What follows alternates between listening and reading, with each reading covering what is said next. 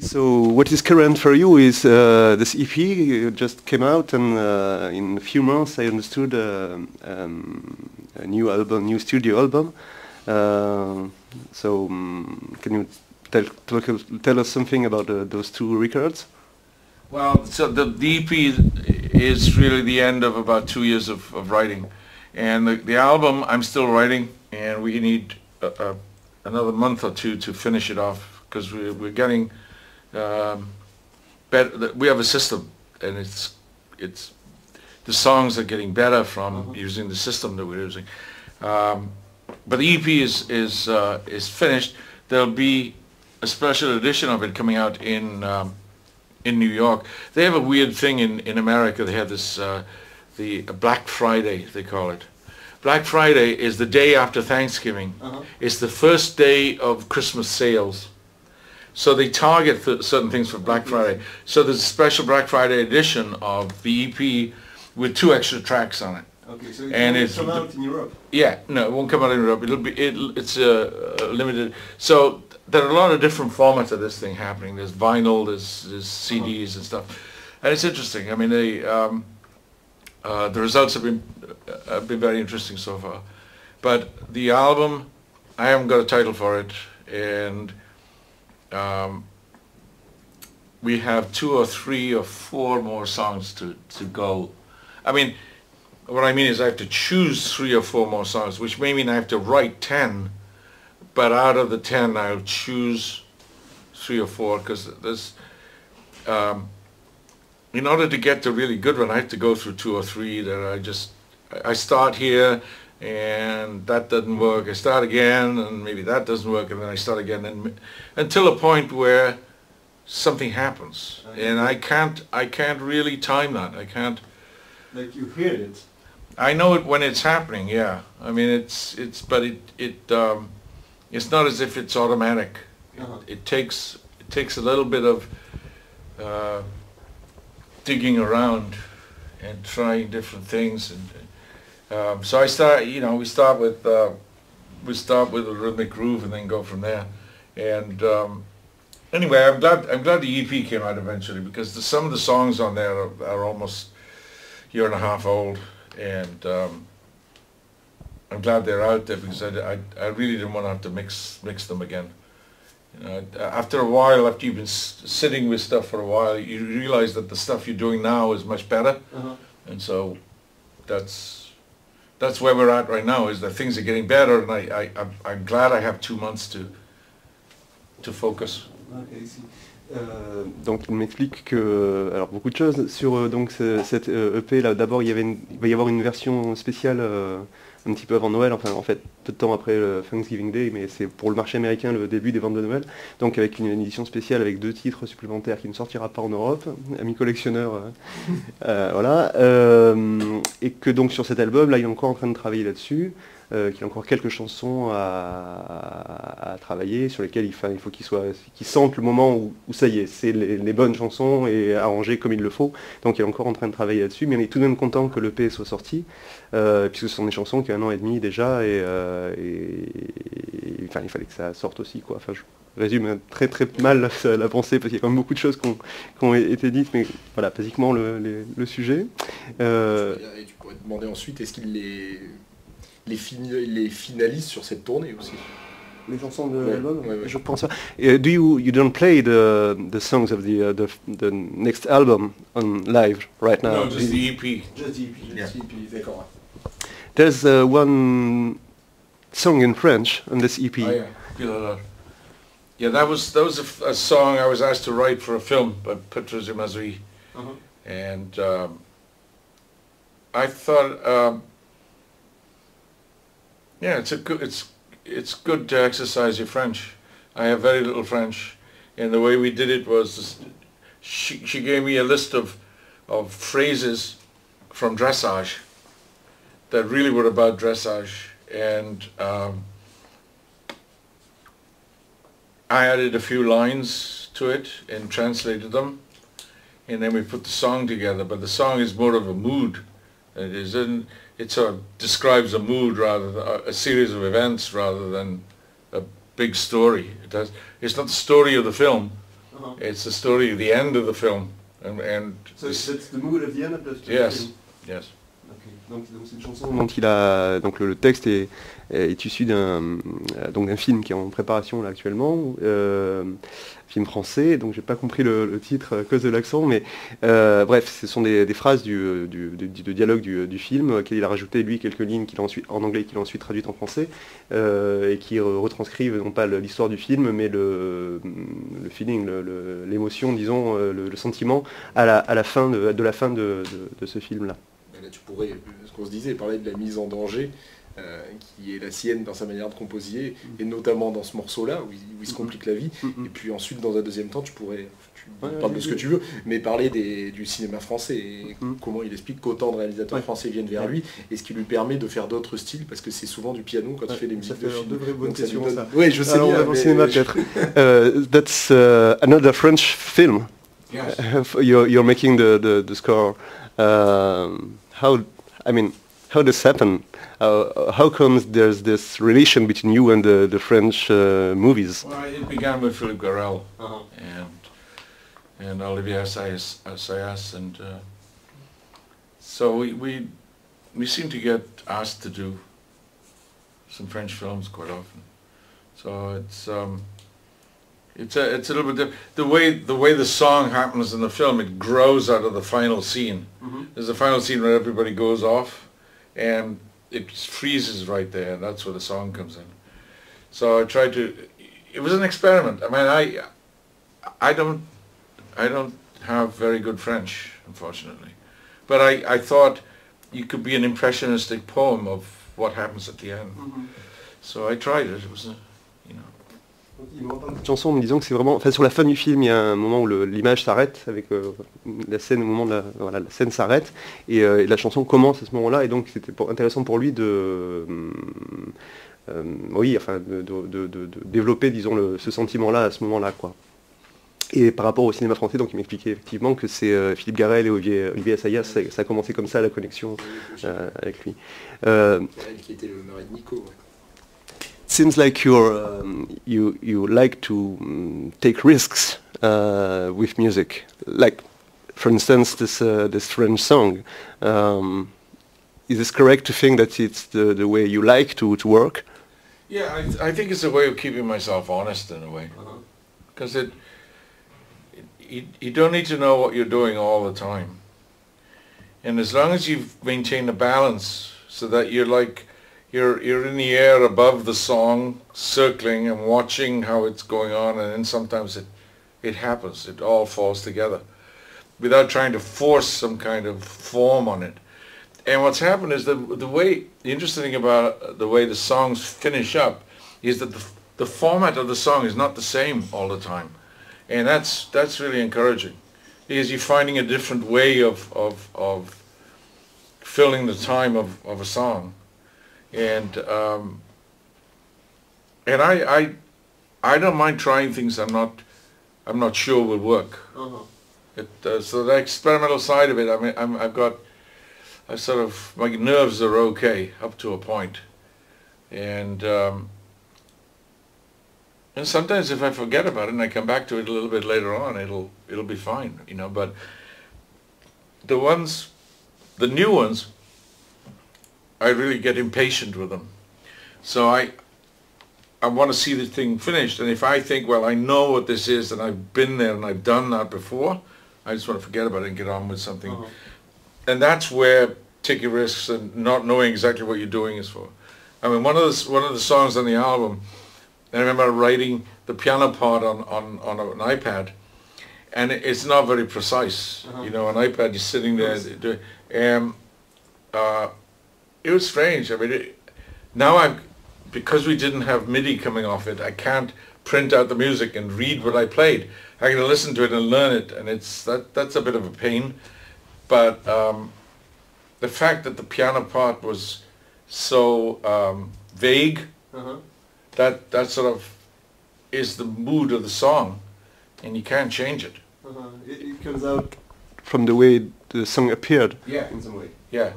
I mean, some songs happen, you know, you just sit down at the piano and bam, you get the words and the melody and the chords right there. I Keep a Close Watch is one of those songs. So this is different. It's working with more studio equipment and more musicians and stuff. But I think we got a good system for just letting things drift into a format. You know, it's like as if you go, right, I'm going to do this. You just sort of be vague about it. And so far, the results have been encouraging.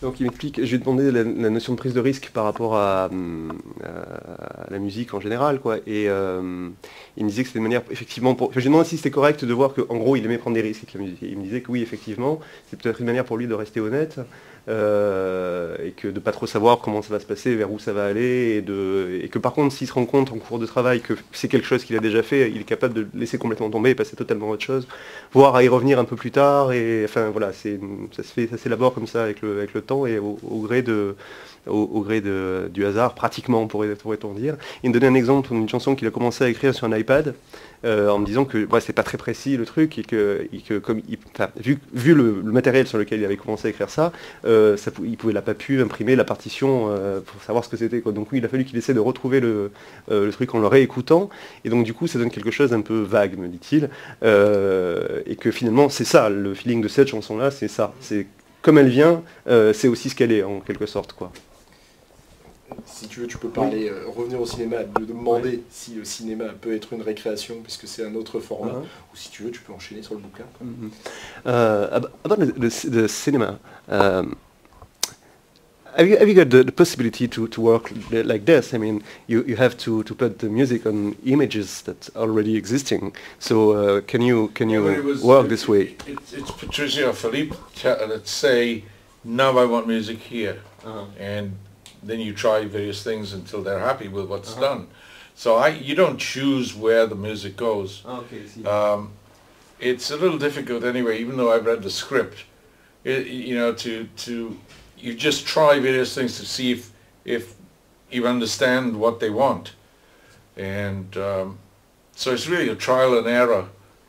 You know, you try something, doesn't work, try something else, try something else, until then you get to understand what they're looking for. So maybe it needs more discipline to work for yourself. No, you really need to understand what the director wants. And that's really, I mean, the atmosphere of what you give them, that's what you go by. I can't, it doesn't matter the melody, it's really, are you giving them something that they think will work here? So can I think that that's also the way you are working, like you are some kind of a director, and you want to give yourself the right mood? Yeah, I mean, it certainly, but you don't always know what that mood is. And if you start off with a mood, and usually if you understand that mood very easily, then you get bored with it, or I get bored with it. So I'm trying to find something that is more awkward. And getting used to being awkward is really the best way of coming up with new formats or new moods. I mean, you don't want to understand too much about what you're doing, because you really want to work instinctively. So that's a big difference with the movie, yeah. Donc je te retournais un petit peu ta question différemment en lui demandant si finalement il avait la possibilité, dans le cadre des musiques de film, de travailler de cette façon-là, un petit peu expérimentale, enfin, le travail en lui-même, pas la musique, mais la façon de rechercher, quoi. Il me disait que dans un film, le réalisateur te dit, voilà, je veux de la musique là, et que donc toi, ton boulot, c'est de trouver la musique qui est appropriée à ce moment-là, et tu cherches ça en fait plusieurs fois jusqu'à trouver la chose juste. Alors du coup, je lui dis, mais ça demande certainement plus de discipline que de travailler pour soi-même, et donc il me reparle de cette notion de sentiment, d'émotion. Et donc là, je lui dis, alors finalement, est-ce que vous n'êtes pas en quelque sorte le réalisateur vous-même de votre propre musique, et c'est-à-dire que vous demandez à vous-même une certaine émotion à un moment donné. Il dit oui, en un sens, mais que si cette émotion est trop évidente, il la laisse tomber. C'est pas ça qu'il recherche. Il veut quelque chose de plus... j'ai un doute là tout de suite sur la traduction du mot awkward, mais quelque chose de plus précis, hein, de plus déstabilisant peut-être. Je sais pas, quelque chose d'autre en somme. Voilà. Peut-être je parle du livre maintenant. L'actualité française qui est le livre. For us in France, what is current for you is also, I know that it's already a little bit old now, but that's the What's Welsh for Zen, just come out in France. It is. We read it this summer, and we were. I'm sorry to ask something to you about this, but we are really struck by something. Is that your relationship with Lou Reed? I mean, you're talking about really personal things about your childhood, for instance, or the woman you've been with, and maybe the first line of the book is about Lou Reed, and he comes back really often in the book. So, is this that important to you? I mean, I was trying to be honest about what the history was. Yeah. You know, Victor is very good about chronology. Victor Borges, he'd written books about Andy and the scene, and he knew the background very well. Yeah. So when I was talking, we sat down with a tape recorder, and a lot of the times all that Victor did was transpose what was said. Yeah. So I wanted to put my voice into the book, so that you got used to my voice telling you what was going on. And in certain instances, I didn't talk about things, I wrote them instead, because I wanted to be careful about how certain things were said. Yeah. So the history and the chronology is where Victor really kept me accurate. The rest of it is really about the style of life, the milieu, and it is what it is. I mean, everybody knows what it is, and so I tried to be fair about what was said and what was meant and what was happening. So I don't try and blame anybody. I don't try and make examples or make fools of anybody. I try and tell you exactly what happened. Yeah, and so I was kind of pleased that there's nothing in there that really accuses anybody of anything, and it's there's no bitterness really. Yeah, I mean it is what it is. So. Donc j'ai posé la question par rapport à ce livre qui vient de sortir, son autobiographie là, le fait qu'on a été frappé par le fait qu'il parle de choses très personnelles sur son enfance, sur les femmes de sa vie, et beaucoup de Lou Reed dès les premières lignes du bouquin. Et je dis pourquoi est-ce que c'est si important finalement? Il me disait que, enfin ça vient aussi de la manière dont il a travaillé donc avec Victor Bockris qui est le co-auteur du livre, qui est cette personne très attachée au respect de la chronologie de toute cette histoire, et que donc bon ça arrive. Enfin, tout ça s'est passé finalement, donc il va faire semblant là-dessus, et puis il essaie d'être honnête aussi par rapport à ça, sans pour autant dire du mal ou d'être amer. Voilà. Donc voilà pourquoi ça revient aussi souvent. C'est vrai que ça a quand même compté en quelque sorte. Je vais lui reposer une autre question par rapport au Velvet, par rapport au fait que ce qu'on disait tout à l'heure entre nous là, l'importance minorée à notre regard de sa participation à lui, et que pourquoi je n'ai pas dit peut-être plus, parce que je ne sais pas. There's another thing about this book. We are both big fans of the Velvet Underground and of Lou Reed and of yourself. And we always felt that your contribution to the Velvet Underground was largely underrated. And we felt, well, the man has now the possibility to re-establish the truth, and I don't know. In the end, maybe we are a little bit disappointed about it. I don't know if you see what I mean. Like, we really think that you were a major thing in the Velvet Underground about sound, especially. Yeah, but you can't separate the individuals from what the band was. There were four of us, and we all played our role in what that band was. And when we first started off as a band, we made some very advanced decisions about how we were going to promote the music. That is, the four of us were responsible for the music. And what we did was, the first album, we made everybody participate in the publishing. There's Sterling, Mo, Lou, myself. Even though Lou was the songwriter, that was a very advanced way of thinking about.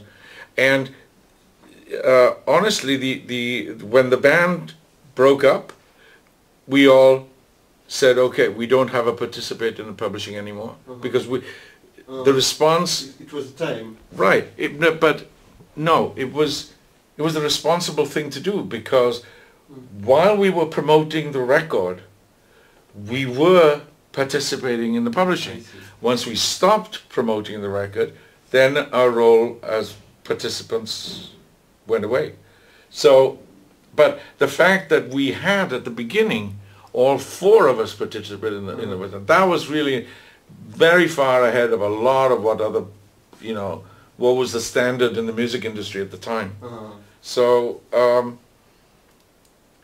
so I really you can't say that the work that we did before the Banana album, the box set, for instance, that shows the stages that we went through, that that we were all responsible for what that album became, and Sister Ray and all the rest of it. So, and unfortunately, what we started off with as a goal was to, we wanted to go out and improvise every night. And because we were trying to make headway past Bob Dylan, I mean, I thought that Lou could be ahead of Bob Dylan, I mean, or at least get to where Bob Dylan was in terms of, because he had this ability to improvise and get inside people's heads. And I thought that's really valuable, and that's something that nobody else, and we worked very hard about being different from everybody else. We tuned our guitars differently. We made sure that,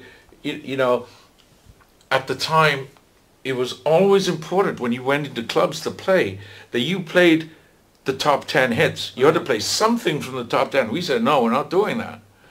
And not only did we do that, but we said, nobody else is going to be able to do this either, because nobody else tunes our guitars the way we do it. Nobody else has a viola. Uniqueness was really what was important. And we planned it and worked very hard at making sure that nobody else could do, I will translate this, but I have to say to you that I'm really happy to hear what you tell me, because, well, that was so much creativity at the Velvet Underground, and this time, well. Donc, il me disait qu'on peut pas, par rapport au fait, voilà, sa participation à lui, qui nous paraît sous-estimée, quoi. Il me dit que lui, qu'on peut pas, en fait, séparer les individus du Velvet. C'était vraiment un tout à ce moment-là, et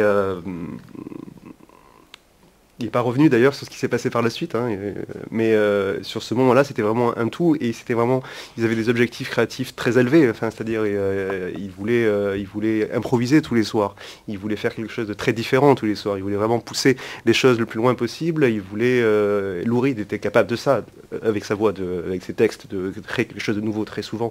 Et bien sûr, il est revenu sur le fait qu'à l'époque, il était essentiel pour des musiciens de jouer les morceaux les 10 morceaux du top 50, on dirait en France, quoi, les premiers placés, quoi, et que eux, ils n'allaient pas faire ça, et que non seulement ils n'allaient pas faire ça, mais que ce que eux allaient faire, personne d'autre allait le faire. Voilà. Et je lui disais à la fin que j'étais très, très heureux par sa réponse, parce que ce dont il parle quand il reparle du Velvet, c'est de la créativité qui va à ce moment-là. Je trouve que c'est assez notable, quoi, vu toute l'histoire derrière. Mais donc je pense qu'on a peu de temps par rapport à ce qu'on nous avait dit. Est-ce que tu parles ce que tu veux, mais à moins que tu aies une question, sinon voilà, c'est ça, tu as les productions, sinon le livre, pourquoi il ne l'a point écrit, mais la production est intéressante. Et sinon aussi, mais je te fais un monologue ensuite pour qu'on aille plus vite, s'il a des coups de cœur musicaux aussi par rapport à la production, quoi, voilà. You are important as a producer. I mean, Patti Smith, the Stooges, and so on. And it seems like you're not producing very much for maybe 10 or 15 years now. Why? It's what comes with being a public performer, or performing a lot. I spend a lot of time on the road. I mean, I live in New York and LA. I spend more time in hotel rooms than I do in my own house. And it's really when you perform, you really want to just use the performance as the way of making your musical contribution. And producing is something else. You know, either you do producing or you do live performance.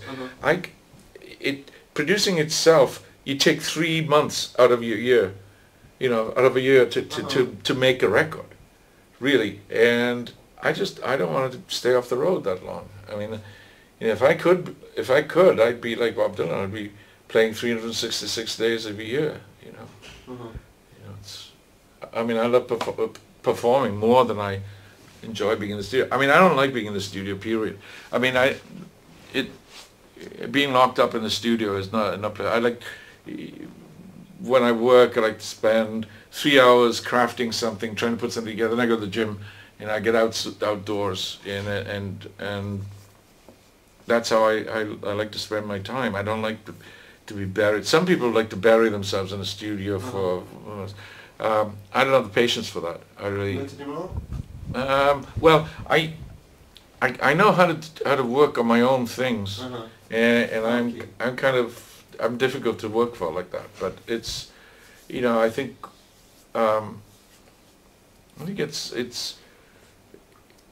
it's okay. I mean, I don't know that you know, a lot of musicians anyway, they have little Macs and they do their producing, and their little studio is their MacBook Pro. So, you know, it's fine. I mean, there's more creativity out there anyway. You don't have to like worry about people. Yeah. In one way, yeah. It used to be that, you know, a vision and you know, you wanted to, but not anymore. I think it's. And anyway, people want to do something different. They don't want your input so much. They want to have their own vision. So, you know, sometimes it takes a producer to help. That's fine, but I don't.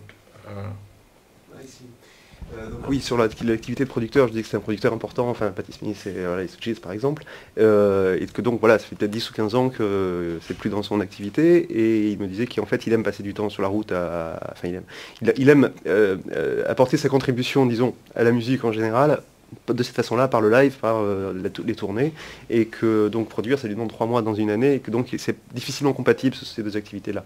En plus de ça, il a l'impression que, en quelque sorte, enfin, il ne l'a pas dit comme ça lui, c'est moi qui lui ai fait dire, mais qu'on n'a plus besoin de lui, quoi. C'est-à-dire de nos jours, avec des Macs, avec des machins, avec très peu de matériel, on peut produire un disque, et que les gens, de toute façon, ils ont besoin de développer leur propre vision, et ils n'ont plus besoin de producteurs, forcément, c'est rare maintenant, quoi. Et en tout cas pas de lui, voilà. This is the end. Thank you very much.